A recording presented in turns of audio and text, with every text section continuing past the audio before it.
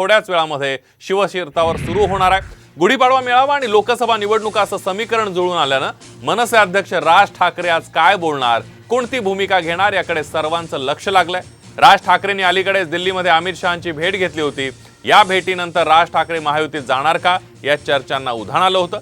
या पार्श्वभूमीवर राज ठाकरे कोणती भूमिका घेणार याची उत्सुकता शिगेला पोहोचल्याचं पाहायला मिळत आहे। आणि याविषयीच बोलण्यासाठी थेट जाऊयात, आपल्या प्रतिनिधी रुपाली बडवे आपल्या सोबत आहेत। रुपाली,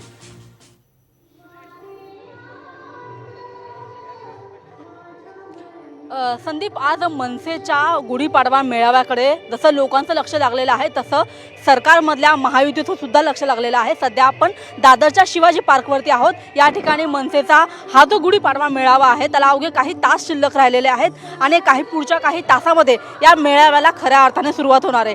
सध्या आपण पाहत आहोत की मंचावरती आसन व्यवस्था केलेली आहे। या ठिकाणी मनसेचे सगळे पदाधिकारी असणार आहे। स्वतः राज ठाकरे इथे येऊन एकूणच जनतेला संबोधित करणार आहे।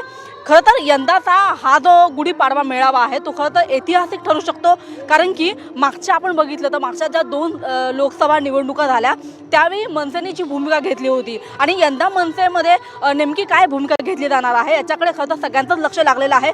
महायुतीचं जसं लक्ष लागलेलं आहे तसंच महाविकास आघाडीचं सुद्धा लक्ष लागलेलं आहे, कारण की आपल्याला माहिती आहे की मधल्या काही काळामध्ये राज ठाकरे दिल्लीला गेले होते, त्यांनी अमित शहा यांची भेट घेतली होती आणि त्याच्याचमुळे राज ठाकरे आजच्या आपल्या सभेतून काय संदेश देणार, लोकसभेच्या या निवडणुकीमध्ये मनसेची भूमिका काय असणार आहे, राज ठाकरेंची भूमिका काय असणार आहे हे ऐकणं अतिशय महत्त्वाचं आहे। आणि त्याच्याचमुळे आजच्या या सभेला खरं तर मोठ्या संख्येने गर्दी होऊ शकते असा एक अंदाज व्यक्त केला जात आहे।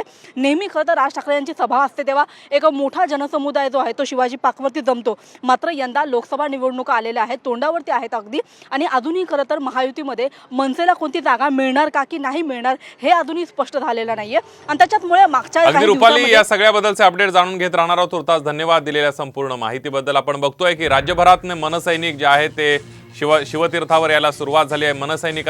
मनसैनिकांशी संवाद साधलाय आमचे प्रतिनिधी सागर आव्हाड यांनी।